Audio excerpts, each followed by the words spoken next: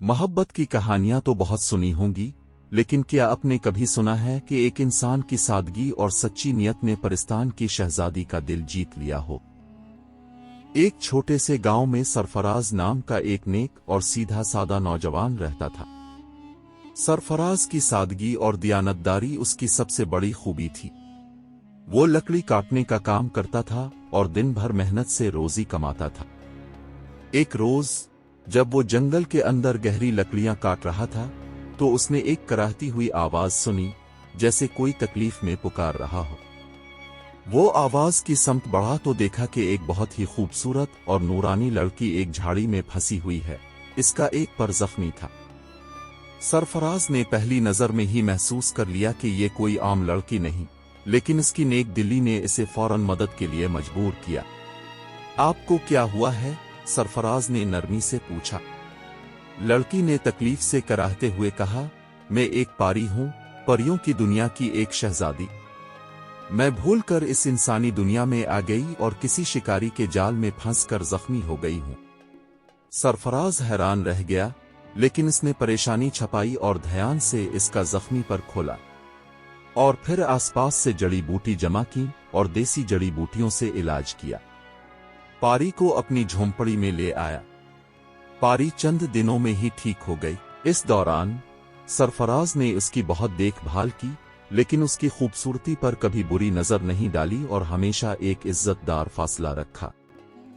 पारी उसके अखलाक और नेकी से बहुत मुतासिर हुई। पारी ने वापस जाने का फैसला किया, मगर सरफराज का एहसान उसके दिल पर था। सरफराज, तुमने मेरी जान बचाई है। मैं तुम्हारे अखलाक से बहुत खुश हूं। पारी ने कहा, मैं तुम्हें दुनिया की सब से बड़ी दौलत दे सकती हूं।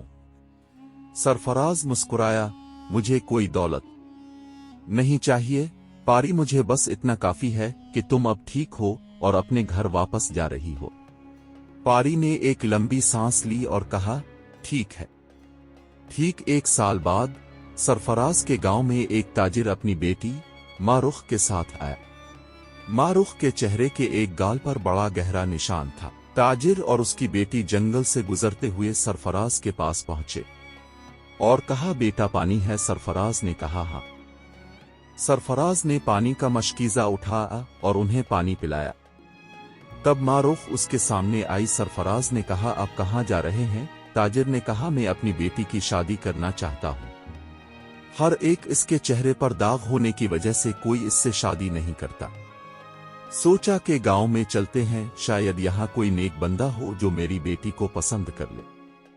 सरफराज ने कहा, जी ठीक है, अल्लाह आपकी मदद करे। फिर ताजिर ने कहा, मेरा शहर में लकड़ी का काम है और तुम्हारी काटी हुई लकड़ियां तो बहुत उम्दा है। ताजिर ने सरफराज से कहा कि बेटा, चूंकि तुम इसी गांव में रहते हो, तो तुम मेरे घर से ही पैसे ले लेना और लकड़ियां मुझे दे देना। इस तरह सरफराज ताजिर के घर आने जाने लगा और वो काम के सिलसिले में उनके करीब हो गया। सरफराज जब भी लकड़ी लेकर आता या पैसे लेने जाता, तो उसकी नजर मारुख पर पड़ती, जो घर के काम कर रही होती थी।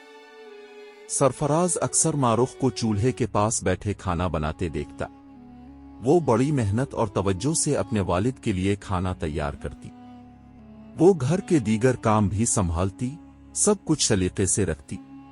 वो एक ताजिर की बेटी होने के बावजूद मेहनती और घरेलू थी। सरफराज को उसकी ये मेहनत और लगन बहुत पसंद आती। सरफराज के दिल में मारुख की ज़ाहिरी ऐब के बावजूद इसकी बातिनी खूबसूरती और शराफत के लिए मोहब्बत पैदा हो गई। एक रात सरफराज लकड़ियों की अदायगी लेने आया था और घर के बाहर खड़ा था। ताजिर के घर कुछ लोग आए हुए थे। जब मारुख उन लोगों के सामने आई तो उन्होंने इसके चेहरे के निशान पर शदीद मजाक उड़ाया, इसे बुरा भला कहा और ये कहते हुए रिश्ता ठुकरा कर चले गए कि इतनी दौलत का क्या फायदा जब बेटी का चेहरा ही ऐबदार हो। सरफराज ये सारा मंजर बाहर खड़ा देख रहा था। उसने देखा कि किस तरह इस नेक दिल और मेहनती लड़की को सिर्फ एक ज़ाहिरी ऐब की वजह से ठुकराया गया। सरफराज के दिल में मारुख के लिए शदीद हमदर्दी और मोहब्बत का एहसास जागा। ये सब देखने के बाद सरफराज फौरन ताजिर से मिला। सरफराज ने कहा, इस नेक लड़की को सिर्फ इसके चेहरे के दाग की वजह से ठुकराया जा रहा है। मैं मारुख से शादी करना चाहता हूं, बगैर किसी दौलता मुतालबे के। ताजिर बहुत खुश हुआ और खुशी खुशी रिश्ता कबूल कर लिया। सरफराज और मारुख की शादी हो गई। शादी की पहली रात मारुख ने सरफराज की तरफ देखा और कहा, सरफराज, मैं तुम्हें एक राज बताने जा रही हूं। मारुख मुस्कुराई। उसने अपनी आंखें बंद की और एक हल्की सी चमक के साथ इसकी आम और निशान ज़दा सूरत दुनिया की सबसे खूबसूरत नूरानी शहजादी पारी में तब्दील हो गई। चेहरे का निशान गायब हो चुका था। सरफराज सकते में आ गया। पारी ने प्यार से कहा, सरफराज, मैं वही पारी हूं जिसकी तुमने जंगल में मदद की थी।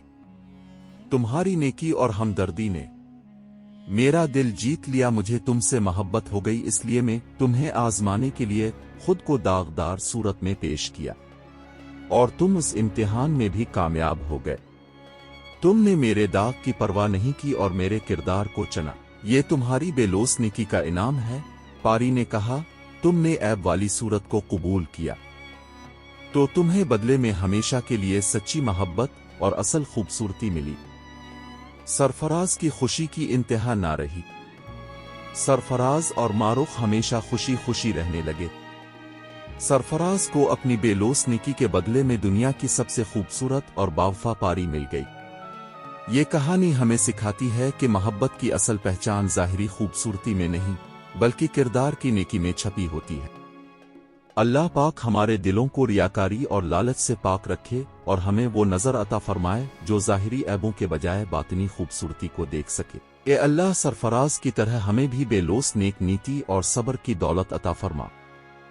हमारे हर रिश्ते में सच्चाई और वफा हो और हमें हमेशा अपने अच्छे अमाल का बेहतरीन अजर नसीब हो।